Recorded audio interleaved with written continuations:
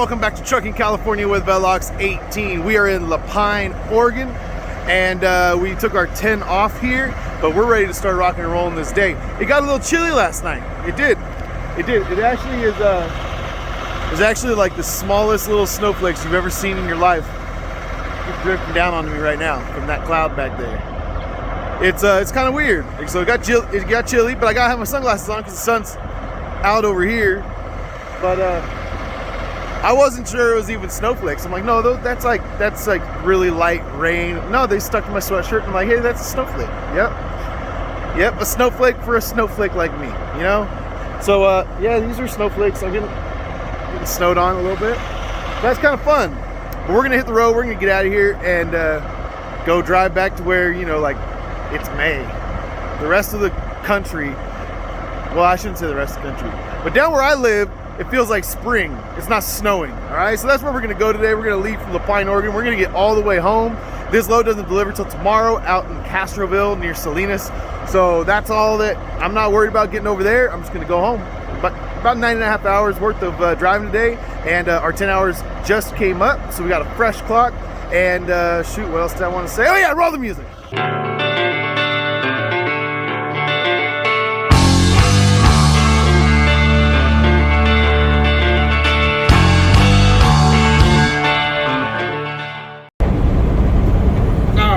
Just leaving La Pine, Oregon, and coming into Klamath County. So we're on our way. But yeah, I don't think you guys understand how amused I am by the fact that well, I was going to talk to you guys about how cold it got last night, and then in the middle of May we've got snow. Like, I don't even know what those are called, like little micro snowflakes. Tiny little snowflakes are falling, like not enough to even see on the ground, nothing at all. But it's just wearing a black sweatshirt, you can see it, you know, and you're like, man, it really is cold, isn't it? it's May 19th. Oh, there we go, May 19th. Happy birthday to my oldest brother, Micah. Happy birthday. I'll call you in a little bit. Didn't even realize it was your birthday.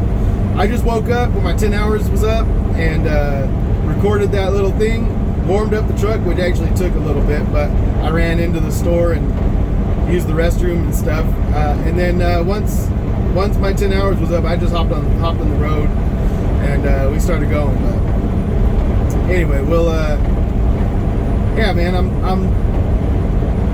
I'm happy to be headed home today, and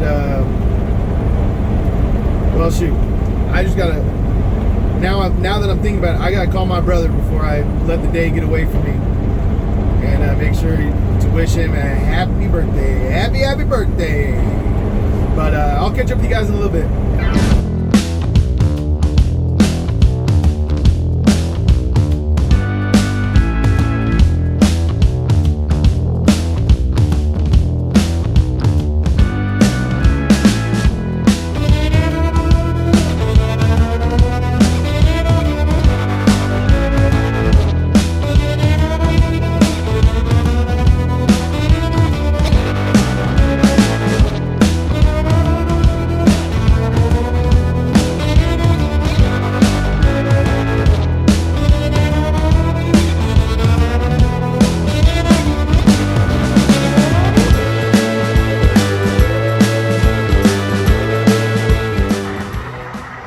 All right, we stopped at a rest area to, you know,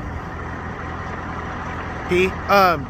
So yeah, called my brother, told him happy birthday. He said I was the first one to call him, so I feel it's a little bit of a competition usually, you know, trying to be the first to wish a happy birthday to my family members. So that was cool.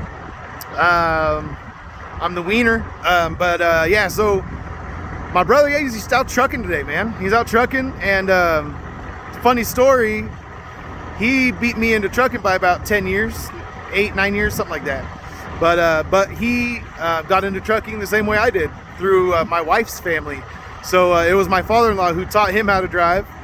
You know, I ran away from trucking for a while before I came back to it. But anyway, yeah, so he's he's still out here trucking, and that's what he's spending his birthday doing, trucking. So again, happy birthday, Micah. And I'm gonna, man, the wind's blowing. You guys are gonna get it. You guys are hearing that, aren't you? Anyway, something I get asked a lot about, just given the nature of YouTube and what people use it for. People use it for research purposes and that kind of thing.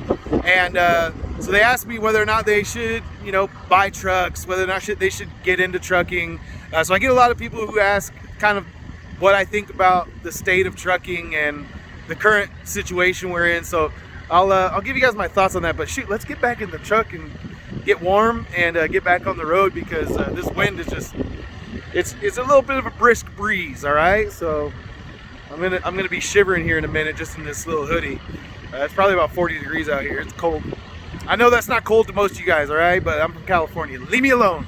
Let's get back in the truck and then I'll talk about that. All right, we crossed over into California, and we're making good time. We got Shasta Mountain just taking up almost the entire windshield. I mean, it is dominating the horizon. It is awe-inspiring. I love it. But should you become a trucker or buy a truck right now, I'll tell you what, my opinion is that I will never tell someone not to get into trucking or not to buy a truck. I just can't do it.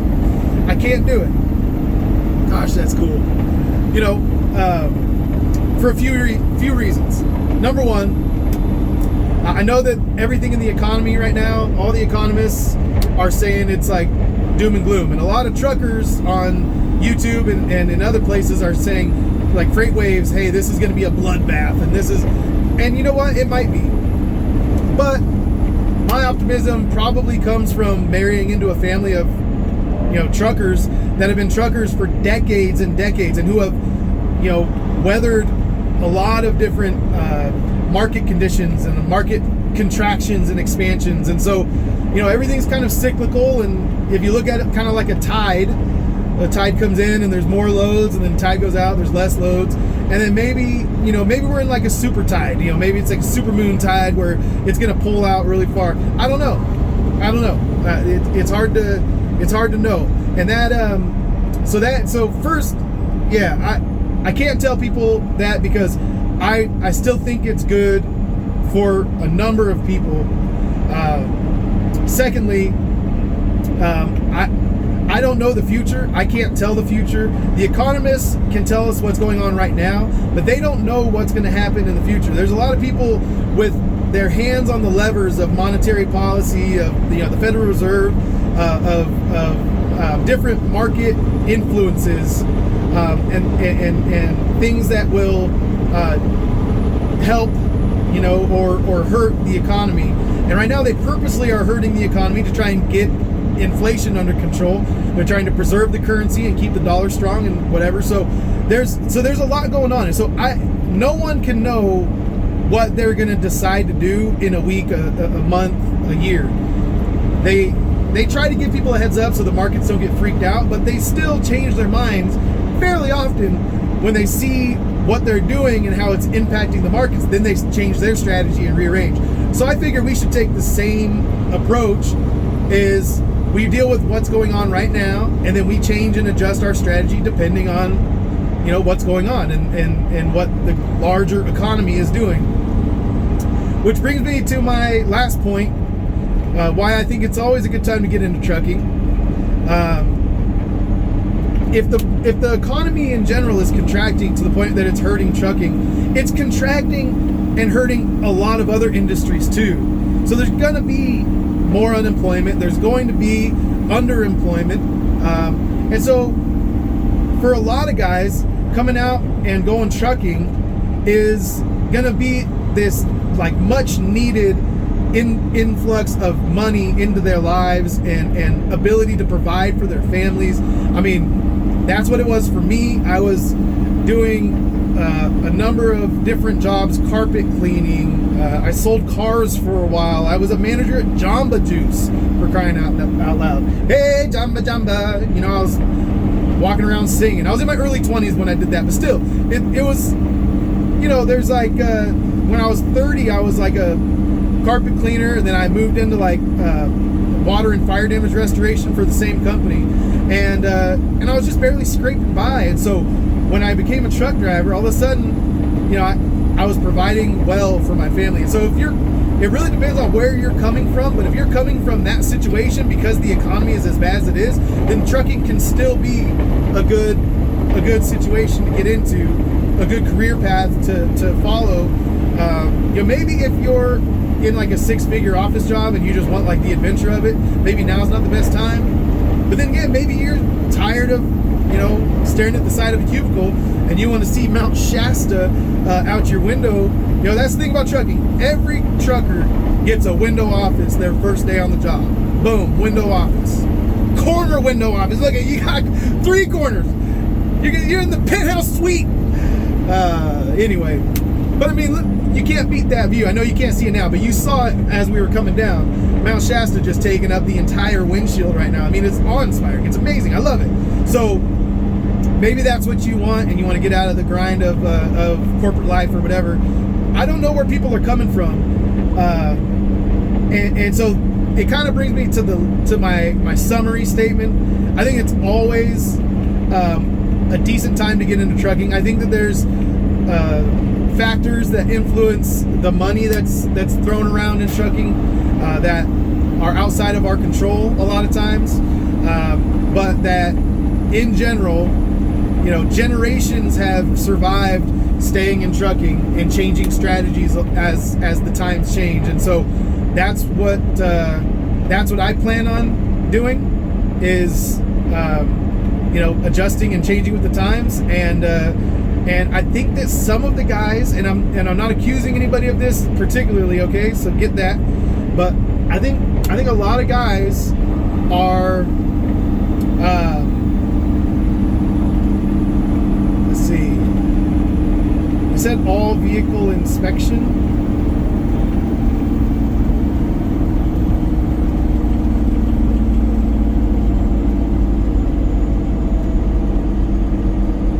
I think I need to pull in here. I'm not sure. Sometimes they flag you down, and sometimes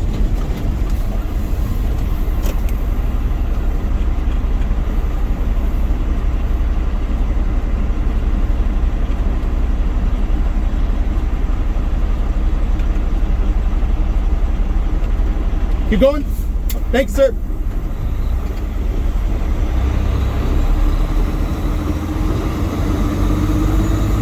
All right, I did say all trucks stop for inspection, but he gave me the keep on trucking sign, so all right, will do.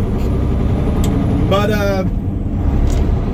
like I said, I'm not trying to accuse people of this, but I think some guys they're trying to get less drivers on the road because that will make the rates go up. And I really think that that's kind of what they're doing is if they can scare people out of starting their trucking careers and getting out of trucking, that means less drivers on the road, which means the rates are going to go up because it's just simple supply and demand, number of trucks and drivers in those trucks compared to the number of loads. If there's less drivers than loads, then the rates go up. If there's more drivers and less loads, obviously the rates go down.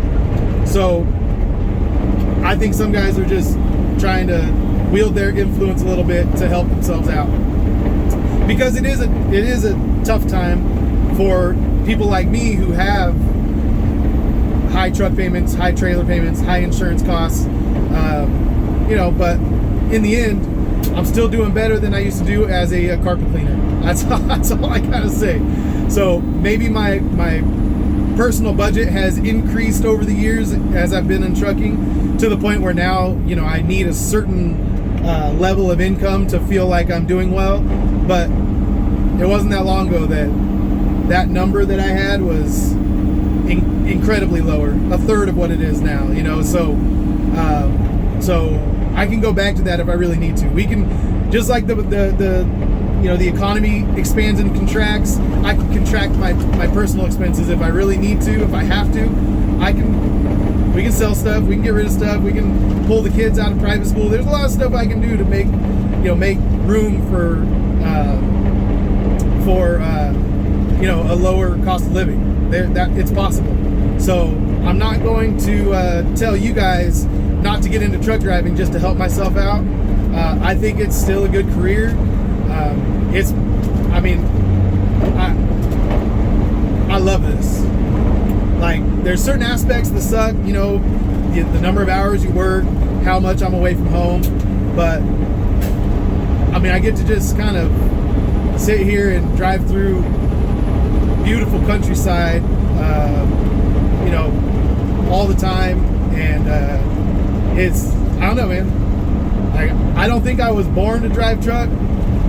I think that trucking kind of grabbed me, and it's become kind of a love affair. It's not like I was born from the womb like some of these guys are with diesel in their veins. But for me, it's more of like it's something that grew on me, and now I'm just like, I don't know, man. I love this job. I love this career. So I'm not going to tell anyone not to get into it, because I'm not going to get out of it. So why would I tell someone not to get into it? The only reason I can think of is if I, wanted to help myself. And well, that's just not the kind of guy I am. Come on in. The water's fine, and we'll weather the storms together. You might have to have some ingenuity. You might have to have some flexibility. You might have to have some perseverance and some go-gettedness. But I don't know, man. I kind of just feel like let's keep rolling, man. Let's keep on trucking. People need their stuff. Even in a recession, people need their stuff. So people need to eat. Animals need to eat. Things need to be fertilized. People need shelter. There's stuff moving all over this country, even during a recession. So let's make it happen, Captain. Let's do this. So, all right. That was a longer clip than I wanted to, but we got interrupted by the inspection there, but hey, pretty beautiful country. If you're gonna have an 11-minute monologue, at least you got to look at Mount Shasta for most of it, and got to see all the wildflowers over here on the shoulder blooming and stuff. It's not a bad scenario here. So I'll shut up now, and we'll get down the road, and I'll catch up with you guys in a little bit.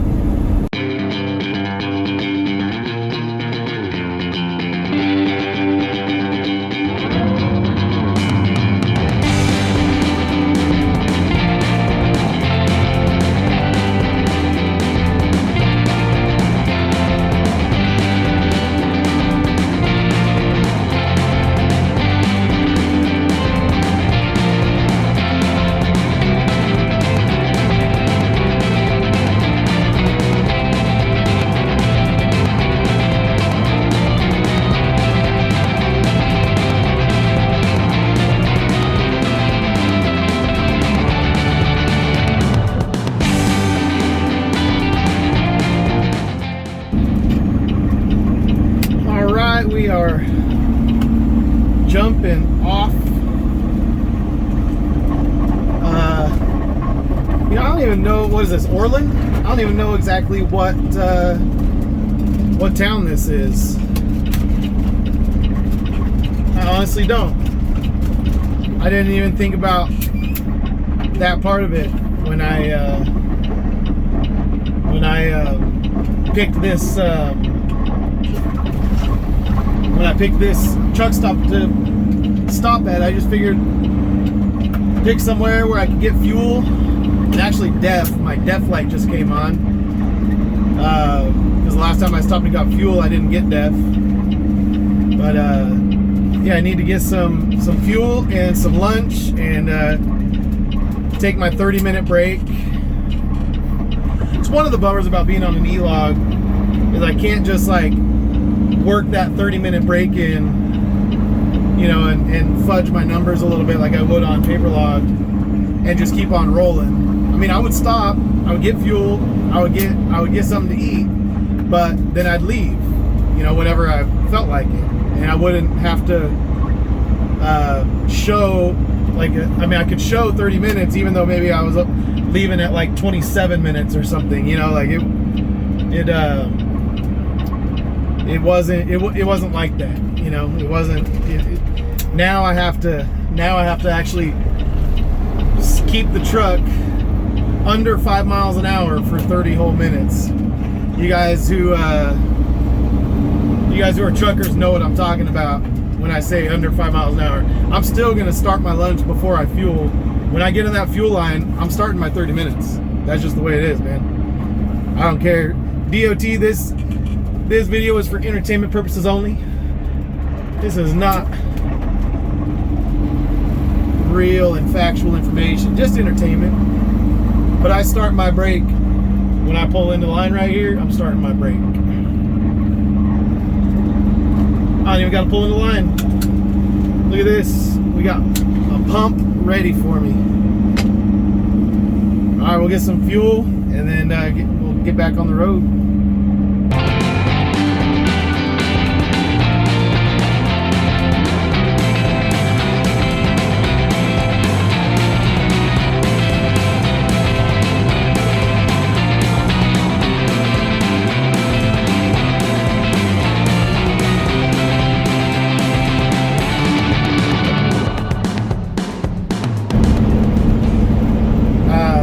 Man, it's crazy out here. Look at this car. Shoo! That thing's cool. It's crazy to think I woke up this morning and had actual literal snowflakes landing on my sweatshirt, and now it's 90 degrees outside. It's just a short drive later. I'm down here. I'm almost to Williams, California, and yeah, it's warm. It's warm out here, man. It's warm. But we're trucking right along, and we'll have a I don't know. Well, it says traffic's getting worse, so we'll have to see if we shoot down the 99 to the yard or if we go down I-5 and then cut over. That's more miles, but it may be quicker. I don't know. Really depends on what you want to do. More miles, but I mean, does it burn less fuel because you're not starting and stopping like you are in traffic? I don't know. Either way, we're gonna get home a little later than I wanted to, but we'll still be home. Probably be home about 5 o'clock or so, give or take. Roundabout there. So anyway, I'll catch in with you guys. I'll check in with you guys and catch up with you guys in a little bit as we come into Williams, California. There it is. Welcome to Williams. There you go. All right, catch up with you guys in a little bit. All right, we hit just a little slow down here in Sacramento. It's about 2:30. And well, I was just sitting here debating whether or not to go down 99 or 5 all the way up until the last minute. And then I'd say, you know what, this little slowdown on 99 is not too bad. Let's just stick with this. You know, it's a few more miles to go I-5, and not only a few more miles, but just a minute or two longer. And you know, this one, the later it gets, the more likely there is to be some traffic through Elk Grove, even through Lodi sometimes. But you know what? I just I don't know, man. Just decided I was gonna just go this way. A lot of times I'll go around on I-5, and it just feels longer on I-5. It just does. Usually what you do is you go I-5 and then you cut over on the crosstown in Stockton, the crosstown freeway, Highway 4. Everyone in Stockton just calls it the crosstown. That's all you get. Yeah, those hood skins, the one on the passenger side, I think wore out or something already. I gotta check it. Whenever I open the hood, I forget to look. It's just like not on my list of things that I check. So I can hear it's on that side though. So maybe it just slid off and I just gotta, you know, center it back on there and then it'll be good. But I have a feeling it probably wore a hole in it. This hood was tweaked when they got it. It couldn't close. They had to like make some adjustments just so that it would close at, you know, without having two people. Like they had to have an extra person guided into the guides when they closed it. So it's just kind of the way that it came from the factory. Probably a centimeter off on some bolt somewhere, some rivet that just tweaked it enough that makes it a little funky. Anyway, we'll get through this traffic, we'll get back to the yard, and we'll go see our family, man. I'm ready to see the kids, ready to see my wife. And Maggie has a softball game tonight, but I gotta wake up early to deliver this load, so I don't know if I'm gonna go. She has 2 softball games on Saturday that I'm definitely gonna go to, at least to one of them. She's got a doubleheader, and we're doing a yard sale in the morning, so I don't know if I'm gonna feel like going tonight and then going on the weekend too. So I don't know. We'll play it by ear. But I'll catch up with you guys when we get to the yard. We're just gonna get through this stinking little bit of slowdown, and then we'll hit some traffic again when we get towards Ripon and Manteca at the 120, where all the Bay Area commuters merge into the 99. That's always a slowdown. So yeah, catch up with you guys when we get to the yard. Look at all that traffic on the other side, guys. It's pretty bad. Right there before Galt, coming into Galt, there was definitely a fatality accident. I don't know that 100%, but if you saw the car, you'd say, yeah, that had to be a fatality accident. It would have taken an act of God to save that person. But I only show you guys the traffic because I did want to tell you, it looked to me like the truck was parked on the side of the road on the shoulder, and that someone ran into the back of him. And as truck drivers, man, it is, I just see it so many times now in the last couple months. Cassius King just had one of his trucker news. It was an actual sheriff deputy that ran into the back of a parked semi. And, you know, if you don't have triangles out, if it's not an emergency, you just shouldn't be there. And if you are there, make sure you get those triangles out as quick as possible. And yeah, man, just a terrible accident right there. And I would hate for, you know, that truck driver. He probably had a reason to pull over, some reason that was legitimate, but it's just not a safe place to be for us or for the cars that are driving behind us. I mean, there was that one up on I-10 that was a truck running into another truck. Oh wait, was that I-10? I think it was, yeah, I-10. And then there was another one that was like that on 15 coming back from Vegas. And then there was that one on I-5 that I saw, and it's just too many, guys. It's just too many. And the shoulder is not a place for a truck to park on a freeway, on a highway like that. Get to an exit, get to an off ramp. It's better to be on the fog line on a ramp, you know, than it is to be 3 feet off the fog line, 4 feet off the fog line, in you know, full speed traffic area. You know, it's just dangerous, man. Just dangerous. So Cash talked about it in that trucker news the other day, and I just figured, you know what, I'm tired of seeing it, man. We need to be a little better, especially if you're doing it just to take like a 30-minute break. Like, dude, plan your trip a little bit better. Get off the freeway, man. Get off the freeway. If you got to pee in the bottle, find a turnout, find an off ramp that you can get off at least they won't be going full speed if they run into you on an off ramp. All right, they'll be slowing down, and they hopefully won't be a fatality. So anyway, man, terrible accident, and yeah, let's stop parking on the shoulder, guys. All right, we made it back over here to my yard. We're parked up. I'm packed up.